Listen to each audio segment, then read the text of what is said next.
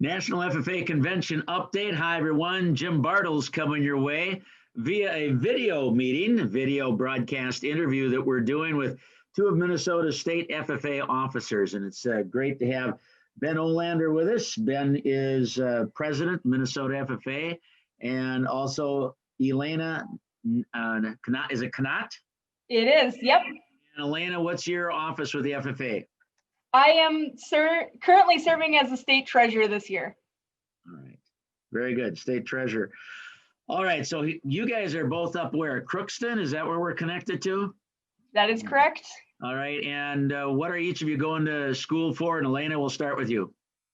I am majoring in agriculture education as well as agriculture communications with a minor in animal science. So I'm a little busy up here, but my intent is to become an agriculture teacher in Minnesota. And Ben? I'm majoring in ag business and agronomy with a minor in finance. So, and my hope is to go into a cooperative setting and be an agronomist and a financial advisor in the future. Okay, and Ben, I'm going to ask you to lean a little closer to the computer as you talk. We'll get a little better signal that way. That's good. All right, so let's talk about the National FFA Convention, the virtual convention. This first time we've done this.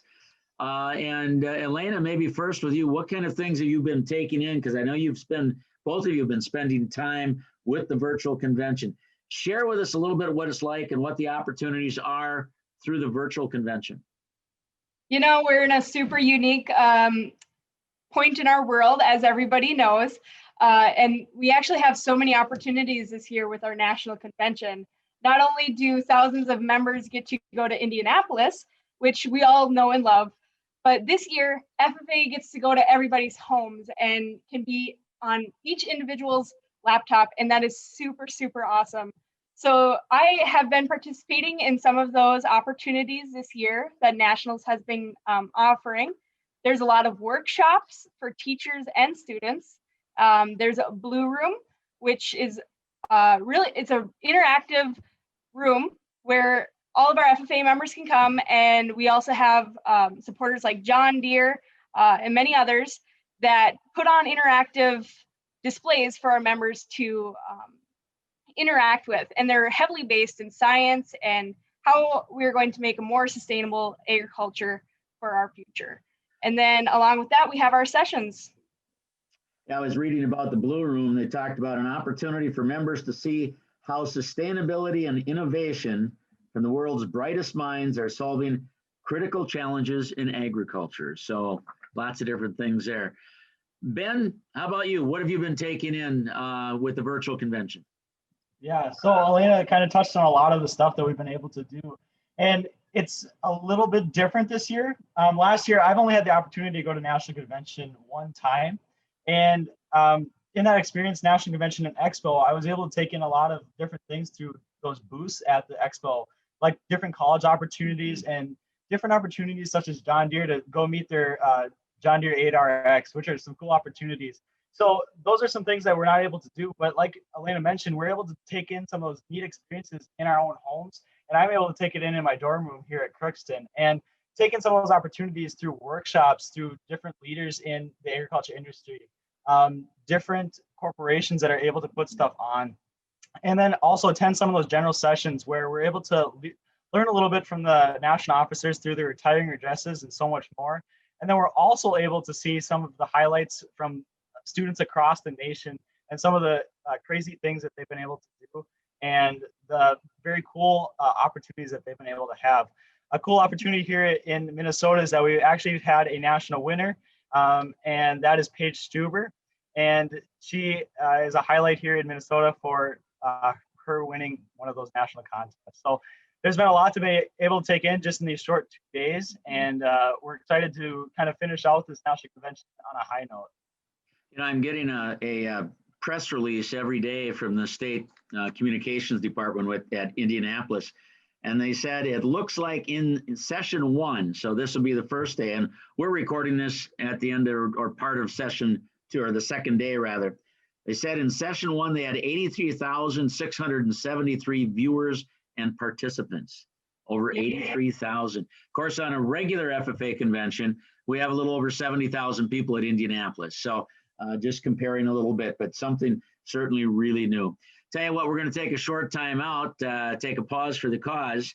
But when we come back, we're going to find out a little bit more about the Minnesota FFA Association, what the officers have been doing, and a little bit more about Elena and Ben Olander. Elena, again, Knott from Thief River Falls, and Ben Olander from Staples Motley area and their FFA chapter. Stay with us. We're back right after this.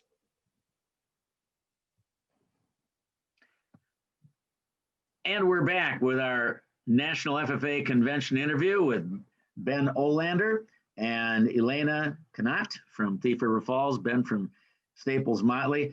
I had to put a mention in. Ben's dad actually taught FFA where I am headquartered out of, down in New Ulm, and my daughter was one of his students. And in her early part of being an FFA, and my daughter Abby eventually went on to get her American degree and has always spoken highly of Mr. O, as they called him. It was just, and that's how it was.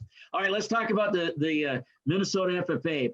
You guys got in, and holy smoke, the world turned upside down. You were elected to your post during a convention that didn't happen. First, it was going to be in April of this year, got moved to June.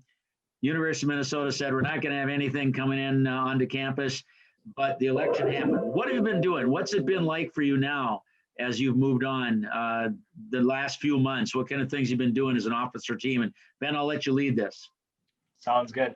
So we've actually taken this year and we've kind of split it up into quarters. So when we first got together originally in June for our first state officer base camp, we kind of looked at the year and said, how are we going to manage some of the different things and different regulations as they come out? And we decided we're going to take this thing one step at a time, or one quarter at a time.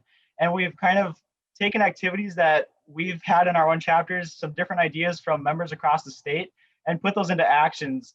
Some of those things include like a Tuesday tip where we take a 1 to 5 minute video and an educational video and publish that onto our Instagram and Facebook. And we've also been able to put on a virtual state fair experience to kind of replace that state fair experience in a virtual manner. And so those are some of our quarter one goals. We've been working on quarter two goals here, and those will soon be rolling out. And we're very excited to be able to see what we can do with those. But that's kind of what we've been able to do in the virtual setting as we kind of progress in these regulations and restrictions as COVID-19 is still present in our everyday lives. Elena, I'm going to put you on the spot. Can you share with me the rest of the officer team for Minnesota FFA? Absolutely. So we have Benjamin Olander, president. We have Emily Cianarum, and she is vice president. She's from Mountain Lake, Minnesota. And then we have our secretary, Noah Rickert, and he's from Springfield, Minnesota. And then we have myself, and then we have Anna Early. She is our reporter, and she's from Litchfield. And then last we have Lainey Sweers, and she's serving as a sentinel, and she's from Monoman FFA. All right, and finally, with the two of you and your lives outside of being in school up at Crookston, what else you got going on here in the next couple of years? Got some jobs over the summer lined up. What are your immediate plans in the next short time, and along with the FFA involvement? You go for it. Okay, sounds good. So this next summer, I'll hopefully be looking for a internship and around home, so I can live at home. And then I'll come back to school here and finish out my bachelor's degree. And hopefully I'll be going straight into a teaching job somewhere in southern Minnesota. And while I'm also teaching, I'm hoping to get my master's degree in teaching and then come back up to northern Minnesota. So that is my 10-year plan. Very good. Ben, what about you? I plan to, in the coming summer, go into a national program to be into internships that go through different companies like Bayer, John Deere, looking into some of those on their company website. I'm actually attending a conference here in the coming month that'll kind of prepare me for some of those internships that will be coming out. And through FFA, I've also had opportunities to meet different partners and sponsors and coordinate some different internship opportunities. So I'm looking to intern all 3 summers that I'm here. And then after graduating with my bachelor's degree, like I mentioned, I want to go into a cooperative setting. And whatever that looks like, I would like to enter into the Midwest somewhere and help agriculturists at the root of agriculture on their everyday farms, be out on the farm helping those agriculturists, because that's where agriculture starts, and it grows from there. So getting it at the root and growing that tree is what I kind of like to refer to that. So state FFA convention usually in late April, and we're crossing our fingers. What are your thoughts? We're going to have a state convention at the University of Minnesota? We are hoping our best.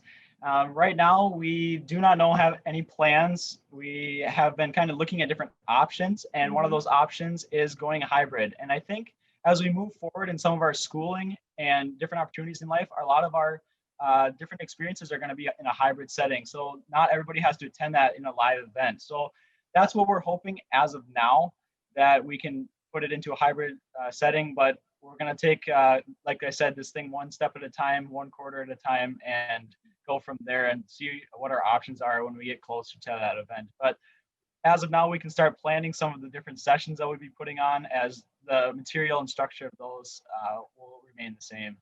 Ben and Elena, thanks so much. I appreciate your being with us here on our broadcast. It's going to be throughout the Inkstead Minnesota Radio Network. Thanks so much.